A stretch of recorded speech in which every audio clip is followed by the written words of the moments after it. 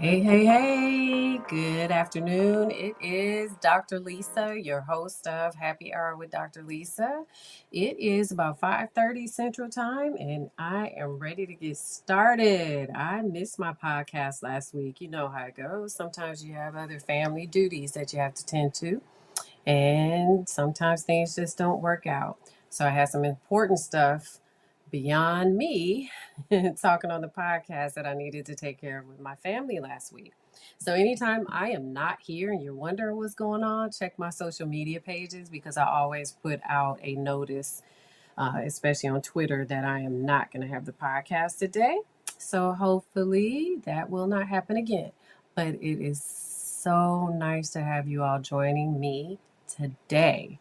I'm actually very under the weather. I may not sound like it, but I am. So I am pushing forward and getting this done for you all today since I did not do this podcast last week. And there are some really excited people to talk about Blog 43 today on my website, which is Lisa Liggins, Liggins, chambers.com. Blog 43 is what we're talking about today, and it's called Possessions. If you like to join this podcast, you can do so on Podbean right now. You can also give me a call on my Google Voice number, which is 765 205 1959. You can email me at kidscanseeghosts@gmail.com, and I'll be more than happy to talk to you, pull you in on this podcast, or answer your questions. All right, let's get it. Um, Possessions is actually a topic that, when I say a lot of people, that's no understatement. A lot of people want to talk about these things. And I understand because when I have either been a witness to or stumbled upon or had some experiences with possessions, I had a lot of questions too. And so my experiences with nebulous children or children who can see ghosts have afforded me the opportunity to actually see some kids that were possessed and some people. Do you hear my voice? I'm sorry. Um, it's going to be in and out like that all day. It's been like that all day, but off and on the podcast. I'm sorry, guys.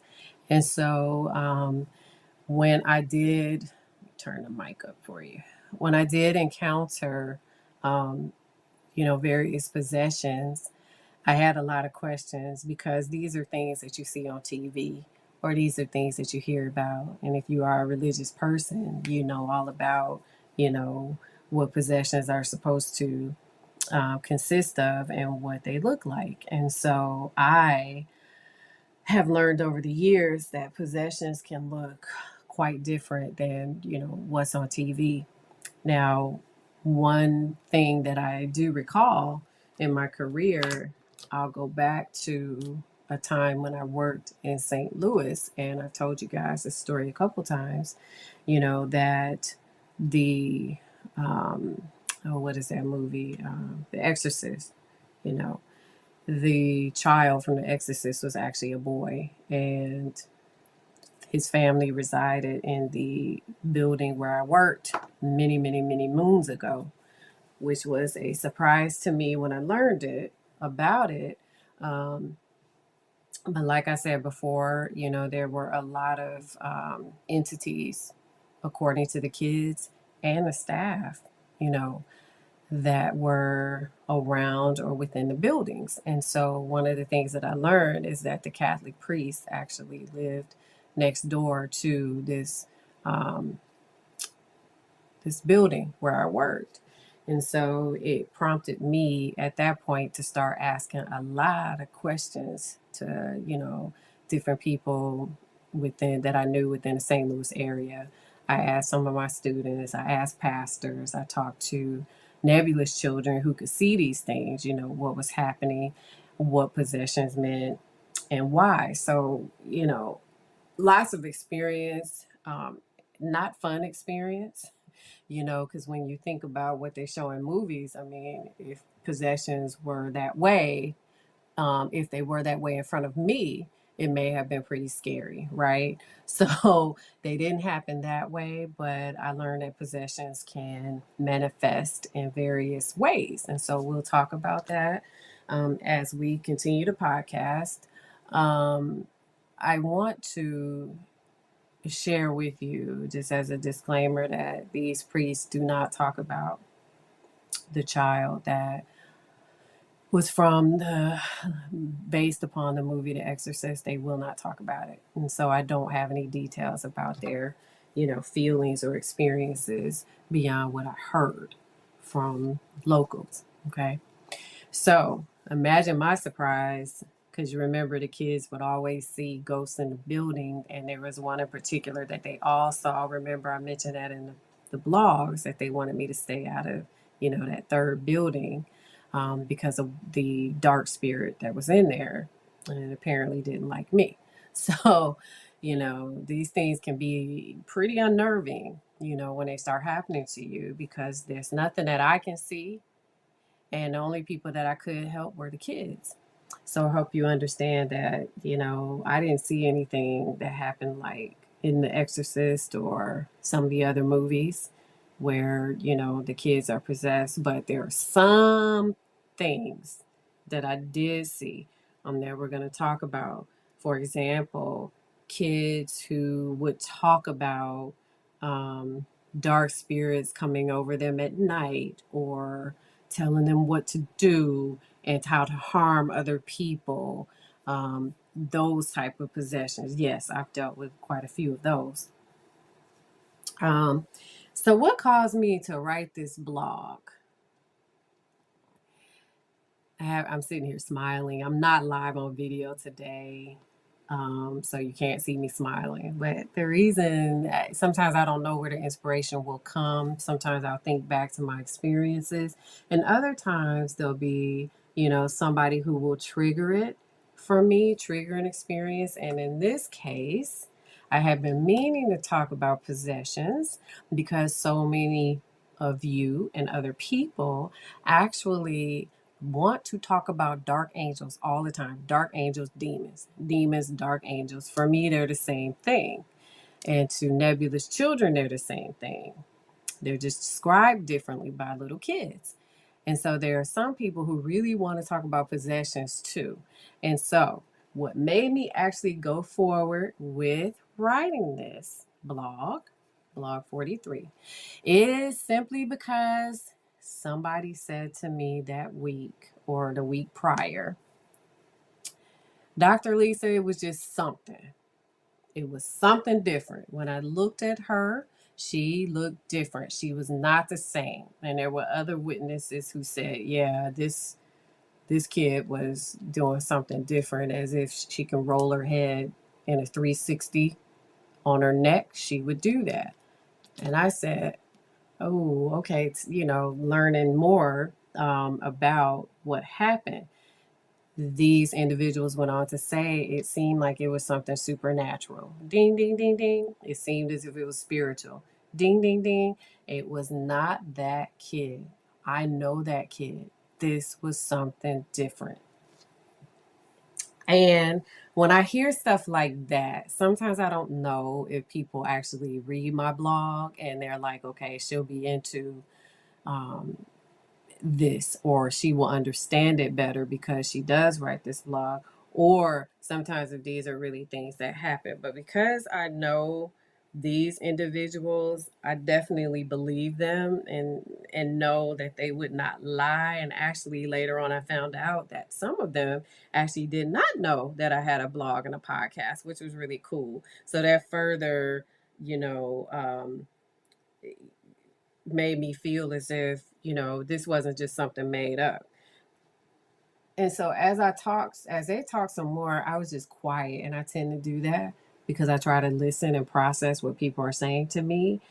And I also think about and consider their reactions and how they describe, a child's behavior, or that child in question's behavior.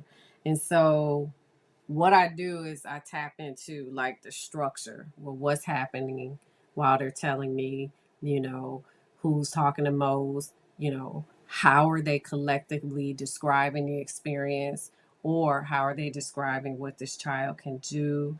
And then there was a parent who actually said, I've never seen, this is different. This was just different. This was spiritual. It was different. It was something dark at play here. And it's like, okay, all right. All right. Yeah, they're definitely talking about something that's different. So when I wrote that blog, that's what I had experienced right before. And some of the things that they were telling me about this kid reminded me so much of other children that I've dealt with. I don't know if you guys have experienced this, but when you can either see somebody or be around them and you just kind of go, okay, what was that? That is a different spirit. That is something that we can't explain. I'll give you an example.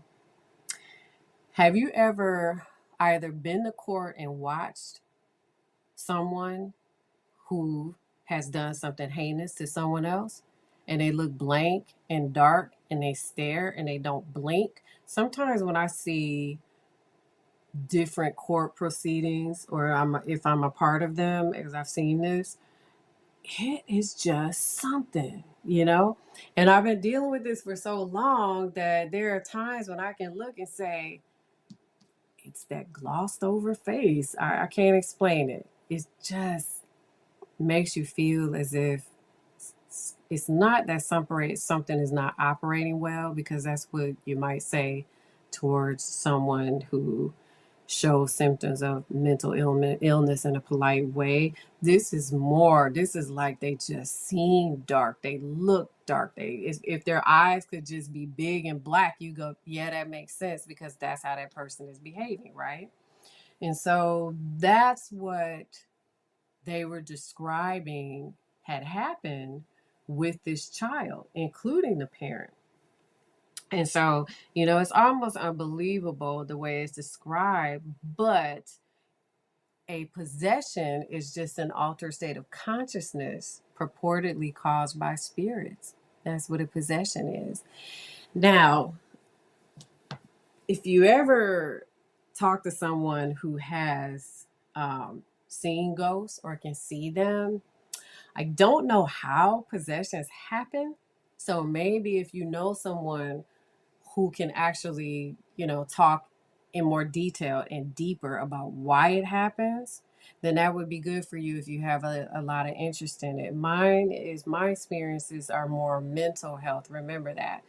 But sometimes the possessions do cause, according to what I've learned and in listening to actually nebulous adults, can cause them to want to do dark things. So I just had a vision in my head of one adult that I remember from a long time ago, who could actually see ghosts, and she recalled, I remember this day, being a kid and seeing ghosts, and that the dark spirits, I can still picture her telling me about it, how they would touch her and how they would make her paranoid and how they would make her want to do, negative things. Like they wanted to possess her consciousness. That's how she would describe it. And it was always for me of like, why? So as I grew in psychology, I started to learn more, um, you know, as far as the spiritual realm in religion, because I really wanted to gain an understanding of what this is. So, some people I learned call upon these things. Some people call them, playing with different games and calling upon demons. And sometimes demons don't leave, and they do stay around and make some people, make negative choices to cope in life. And you see it all the time. You see people who really want to be free of different negative things in their lives. So, for example, heavy drug usage, and they can't do it. So, there are some religious groups who believe that these are all possessions, and how they happen, people have to open themselves up to it. And that's what I learned. Now, do I have evidence of that, guys? No. Have I researched that? No. But these are the things that I learned. And then sometimes dark entities will attach themselves to young children. Somebody's invited them in. I heard about that. And they attach to young children because young children are vulnerable. I always say children are divine, but that's the way that I like to describe kids. And so they're vulnerable. And then kids that actually can see ghosts, they can see. And a lot of times they're terrified, most of them, unless these demons come to them in characters that will make them feel comfortable, they're terrified of them. And so that's how I learned that a possession could occur. Now, why do they stay? Will be another topic. And I learned they stay because people don't tell them to leave. They don't command them to leave, which remember that is something that I teach the kids to do. So that's why they stay. And it doesn't mean another demon won't come if you invite them in again. So you totally have to protect yourself from these things. Now, I think in the blog I also just one other thing that I left out. I think I talked about laughing, just this laughter. Oh my God, I could still hear it. It's the same laughter. If you read my earlier blogs about that demon that I had a dream about that had a half red face and a half black face, if you haven't read that, please read that because that actually freaked me out when it happened. And if you read that part of the blog, you'll understand why. And it's that same laugh. I can just hear it in my head that the people that I was talking to about a kid that they thought was possessed, that's that same laugh that this child had. And so when they said it was a laughter and they were all kind of like, you know, WTF was that in that child? And they said, and the laughter would not stop. And it was over and over again. I'm shaking my head like, yeah, yeah, yeah, yeah, yeah. I know, I know, I know. I know what that laughter is. Yeah, I am very familiar. And so it was a nervousness to them. Like it was like she was nervous, but it was just something else taking over. And it was taking over her to the point where it was just like, I can't do it. That laughter right there was my laughter. Don't get it confused with the possession laughter. But it was some type of laughter that made them feel as if it was just really unreal. It wasn't that kid, it was something else taking over. And I thought, okay, yep, been there, done that a couple of times. Let's just talk about what it can mean. Now, I didn't say anything to them about possessions, and I didn't have to, honestly. I just listened because every last person that was talking to me about this kid said it. And I quote, it's as if this kid was possessed with something. Something took over this kid and it was dark and demonic. It just was not that kid again. And so I almost I almost expect these things to happen now with people interacting with these kids and then them telling me about it because it's just happened so much. Um, if you've experienced or even witnessed somebody going through something that was described to me just the way that I described to you all, then you know when it happens. You know when it happens, and now you know how to put a title on it. Because I had to, because I didn't know. I didn't know what it was actually. I just knew that the kids just didn't seem as if they were I hate to use this word, but quote unquote normal. And this wasn't mental health, it was just different. And I can actually recall, and this is not in the blog, going on different psych units and seeing the same behavior and hearing the same laughter. And I would always think, even as a really young person studying psychology, that there has to be something spiritual here, something, that the typical seeing person cannot see, or hear, or hearing person. You know, those of us that have normal vision and we don't have, either hallucinations or can't see ghosts, or we don't have auditory hallucinations and we hear just fine.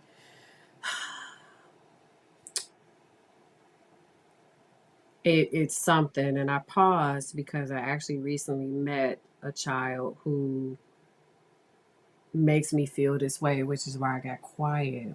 And I instantly knew there was something spiritual going on with this kid. I instantly knew.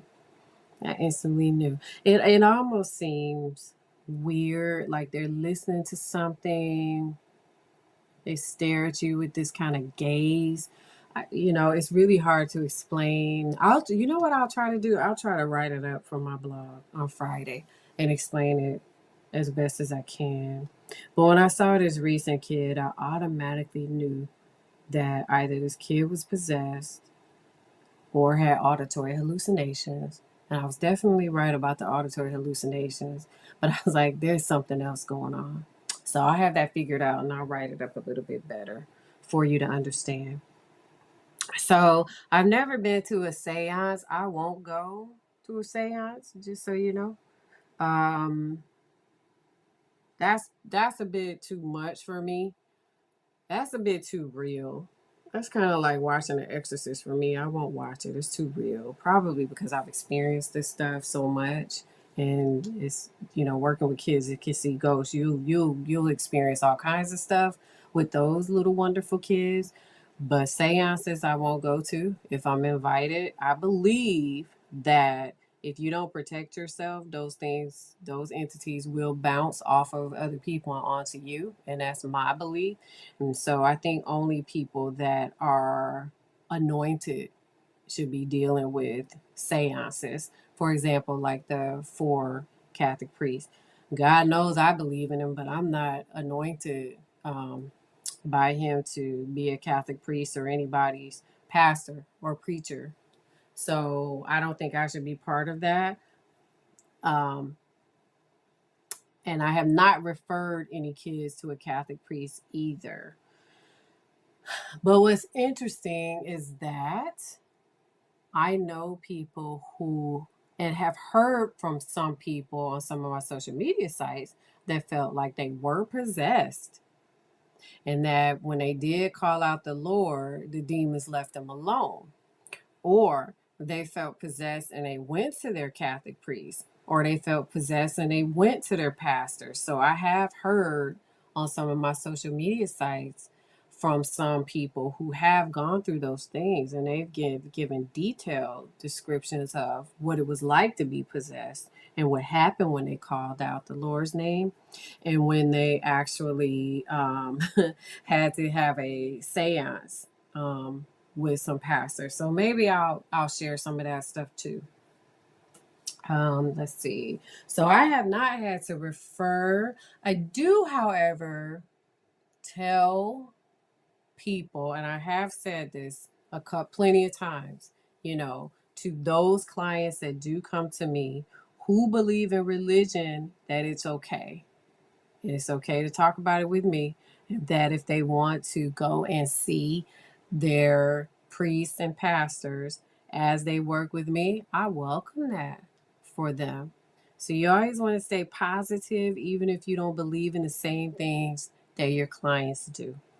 I've dealt with clients who believed in occult behavior. Um, oh God, what are they called? I can't think of the name, but other countries and other religions believe in um, a shaman. That's what I was thinking of, or a medicine man. Those kind of different things. So you have to, support those things, even if you yourself don't believe in them, because that would be the right thing to do to help your clients. Um, and so I personally experienced demons in children that interfere in their daily living. So when it comes to nebulous children, they've talked about demons in the form of not going away or trying to possess them or walking in their rooms at night. So that's, excuse me, that's how I would deal with them. And so they interfere in their lives, so they follow them around and scare the kids, those kind of things. So sometimes these dark angels, in trying to possess these kids, would try to separate them from their parents. So, for example, they would tell them things like, you need to listen to me and follow what I say and not your parents. And so, some of the kids have told me those things. Actually, a kid recently told me something similar, and I said, no, that's not what you want to do. That thing is not something that you should be even talking to, let alone following its directions to do wrong in life. They want to destroy you. I cannot say that enough. Oh my God. Demons are not our friends. They are fallen angels. I'll repeat this until I'm blue in the face. They do not like humans. They are out to get us. They do want to possess us. They do want to make us do certain things. And I'll tell you, they do succeed sometimes. And it's hard to deal with in kids because they present themselves as friends. So sometimes, like in child A's case, you know, these demons will befriend these kids to possess them and to make them believe that what they're telling them is right as opposed to their parents. So sometimes it works and these kids get far removed from reality. So that's what happened to child A, was getting too far away from reality, just kind of relying on these dark angels who were possessing this child over time. Um, and making this kid do things that they wanted him to do. Yeah, yeah. And so these things are not human, and the kids sometimes don't. Some of the kids, not all, older kids get it, but they're not human, and so it's just really difficult to describe. But when it is, you know, a different spiritual experience for you in that child, you know. Okay. All right. What did I do to resolve this situation when some of these kids seem as if they had, possessions? Again, thank you guys for joining me. I really appreciate it. I see you chiming in. Um, to resolve this situation, what I would do is I would start I had to get the parents on board. For example, with child A, and of course, if you guys read the blog, well, maybe you haven't read the first blog I wrote about child A, so I won't give it away. So if you want to go back, but one of the things that happened with that kid is that what I was trying to do wasn't working because this was a kid who befriended dark angels or demons, so it didn't work. So the experiences that I've had with kids who were either possessed or dealing with dark angels or demons, it wasn't life threatening. Obviously, for any of us, if it's life threatening, you want to take the proper precautions to protect that person or protect someone else. Legally, you have to do that. And especially if you are a mandated reporter, which I am. And even if you are not, you care enough to make sure kids are protected. So I didn't encounter any situations with kids as far as possessions or dark angels where it was life threatening. But ironically, um, there have been situations when there have been life threatening. And I thought about that when I wrote this blog. And so what I did was I did some research and I saw just in 2016, and you guys can read about this because I read a lot about it. It was actually very, very, very sad and traumatic. So I'm going to warn you about that.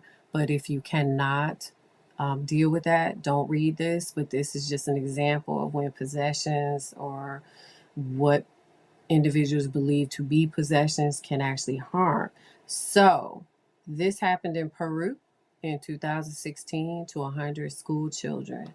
So, those school children reported seeing visions of a man trying to kill them. And they experienced seizures, fainting, feeling as if they were being choked, convulsions, and horrifying hallucinations. Yeah, yeah. So that actually happened. And Pretty sad, right? And so when these kind of physiological symptoms and hallucinations start happening, you would think that you want to call the authorities or a Catholic priest or, some type of emergency personnel to help these kids, right?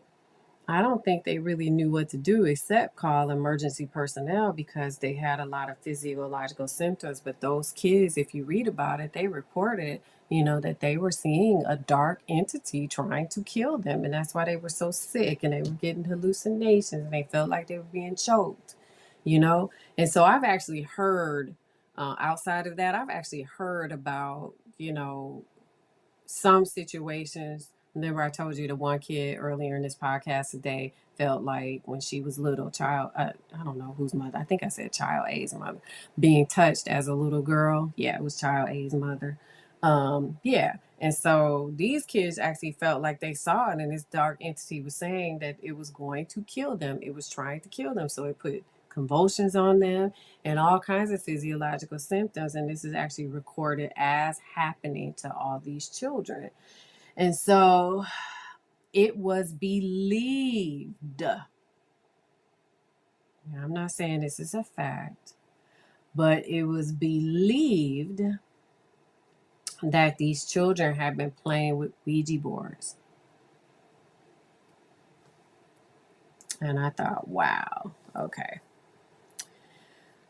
And we do talk about Ouija boards, don't we? Because so many people want to deal and play with Ouija boards. And there are some people who say, and I found very few people who said this, that it's all nonsense and that you can play with a Ouija board if you want to. Well, I'm going to share with you that there are more people than not,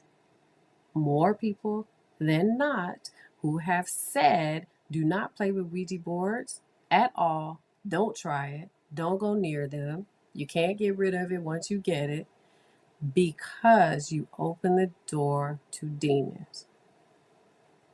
Now, I have to tell you, those same people have a lot of experiences. If you get bored, just Google it. And if you can take it, read about it. There are a lot of people who've had negative spiritual experiences after playing with Ouija boards. So it's up to you. But allegedly, these kids were allegedly found to have been playing with Ouija boards. So keep that in mind when you read it. How did I assist these kids with getting rid of themselves? Getting rid of themselves. Woo! Scratch that. Start over. You guys know I don't do that kind of stuff. I meant getting rid of dark angels. That, especially the ones that they were talking to, right? You have to listen. So what I would do is I would conduct interviews with these children and their families to understand the extent of their visions and behaviors, because you have to do that in order to understand what they're going through, what it's like. And even to this day, I mean, if you knew some of the kids that I dealt with, they'll tell you, oh, Dr. Lisa always says, make me feel like I'm there. Give me a visual. I need to know exactly what this experience is like for you. I want to feel like I'm there. And they'll go, oh. And so if they tell me, that's great. But if they have trouble telling me, then I'll ask them, just draw me a picture. And then we talk about the picture. I don't tell kids that they're possessed, and I would suggest you don't either, because that's not something that we specialize in. Maybe you do, I don't. I just kind of know when I see it, and that's not a reason to say that someone is possessed, is it? No. That's kind of like saying, well, you have major depression, but you haven't fully done your due diligence to find out if the person has depression. So you want to stay away from things as best as you can when you don't specialize in them. So if I did encounter a kid that I actually thought was possessed, then that's when I have to get, someone else on board to try to help deal with that child. Help me to deal with that child, or take over the care of that child. Because you always want to work within your area of specialty. And mine is not possessions. I just kind of know it when I see it. Let's see. Even if I hypothesize that a child was possessed, I don't say anything about that. The only time I actually even talk about kids seeing ghosts is if the kids tell me or if the parents tell me. Otherwise, I don't even bring that up. Um, for obvious reasons, you don't want to start saying, oh, okay, the problem is you see ghosts. What is that? Because you have to determine whether it's actually visual hallucinations or auditory hallucinations or tactile or olfactory. You just don't want to attribute everything to the fact that these kids see ghosts. You want to be able to tease out whether it's mental illness or an ability that they can do, or both. So you don't want to start with, well, it seems like you see ghosts. That would be silly, right? Once you establish trust with your clients, they'll tell you over time different things that are going on with them. For me, I don't know what it is. And I tell my family, I've been telling them for years, I don't know what it is. I don't know why these kids just come to me and they just tell me, yeah, I can see ghosts. I had one recently say, I want to tell you about my experience of seeing ghosts. And I was like, why are you guys just reading my blog or what is it? But remember, prior to me even doing a podcast or a blog, that was my experience anyway. So I should be used to it by now, but it's still, sometimes it'll shock me like, wait, what? I don't even know you and you telling me this, but okay, I'm glad you trust me. So let's establish that trust and then tell me all about it, and maybe I can help you if you just don't want to deal with it on a daily basis like you do. Sometimes, a lot of times, children have talked to spirits in front of me. I had one talking to one in front of me, oh gosh, just about 3 weeks ago. And so sometimes they do that. It can confirm their sightings, it can confirm their possessions if they are. Um, but take your time with this child because it could be several weeks that they even open up to you. So be patient when establishing rapport. Rapport is something gained, especially kids that, have trauma, which is a different topic. They have to really be able to trust you in order to open up with trauma. So you take your time with the kids if you are a therapist or a social worker or a psychologist. To be patient. I mean, I remember I worked with a little girl who was mute. I think it was 6, 7 months before she even spoke a word to me. She was completely mute that way. Not just with me, but with her family and at school. So take your time and tease out, what's happening to a kid. And when they do start confirming for you that they do see ghosts, even if you're a parent, I want you to start teaching them how to control their ability and or to rid themselves of dark angels or various possessions. And you can do it if it's not harming that kid, or that kid is not wanting to harm themselves, or someone is not harming them. You can do it. Okay. um, you can model, and I've done this a lot of times, to children how to pray for protection. And I've also had, believe it or not, atheist parents do this too, because at the end of the day, the majority of parents want what's best with their kids, put religion aside, and that's what they do.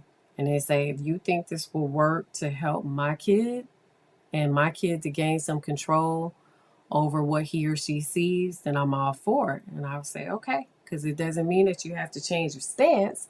I just want you to be a role model to teach them this so that they can control it, because it's interfering in their daily lives. So, school, home, sleep, eating, all that stuff.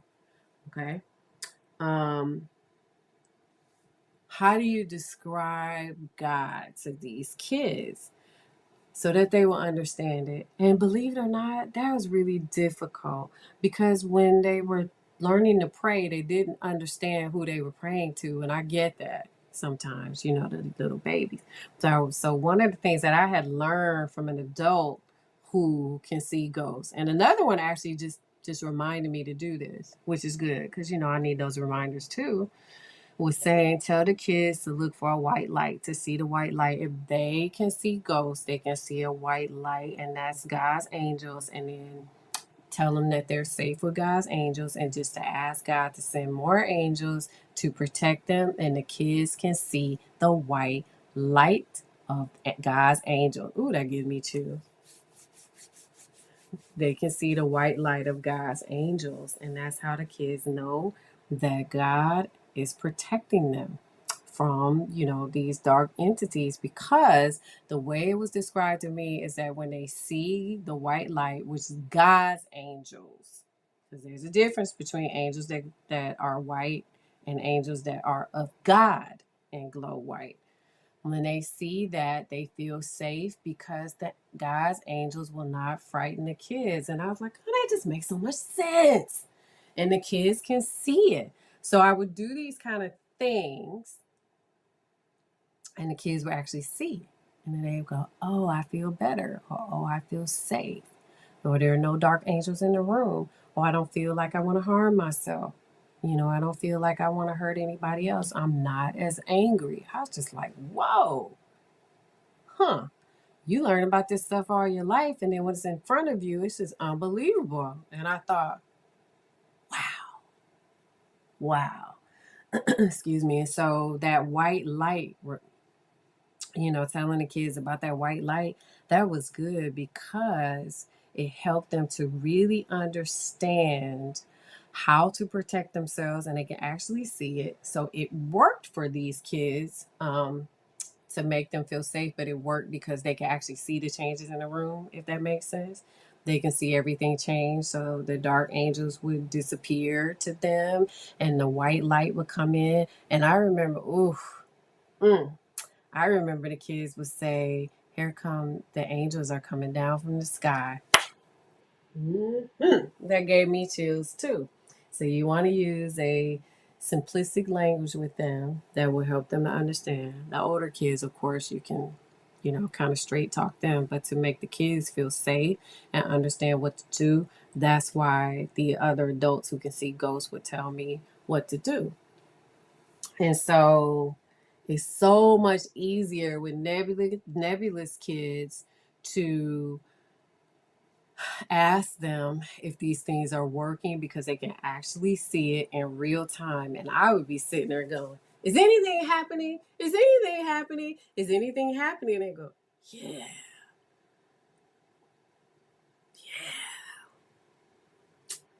this is, yeah. And it would take the adults to say, we wish you can see what's happening because it's just God's angels all around. And so I would actually see, and I'm a witness to it, the fear decline, the the relief, the joy in the parents, and that's all the parents. Um, Facial expressions would change to happiness, that helplessness feeling. Sometimes I always imagine these kids when it's possessions or dark angels around them as almost torment, especially at night. And that's why some of them have trouble sleeping and anxiety. And so when they understand how to protect themselves, that's lifted. And that's when the hopelessness goes away. And that's when the helplessness goes away. Now you have to maintain those things, right?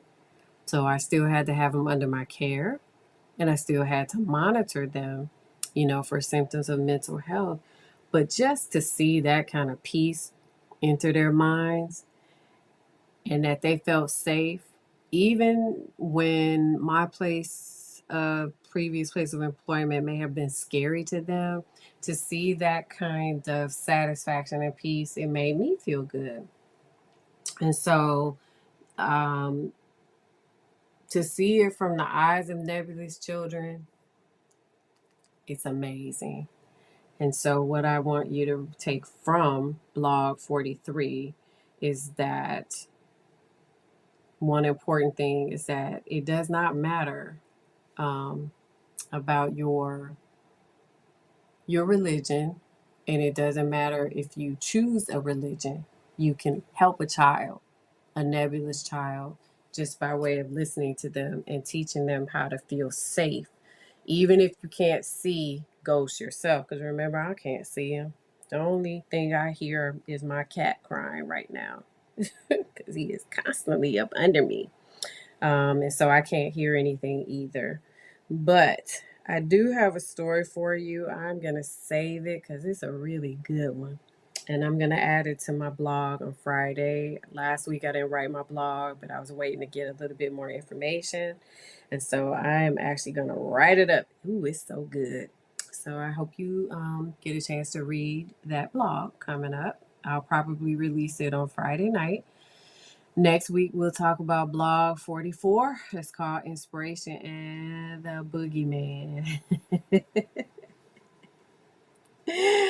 I always have these funny titles that I can look back on and go, what was I thinking when I was talking about the boogeyman? So I have no idea.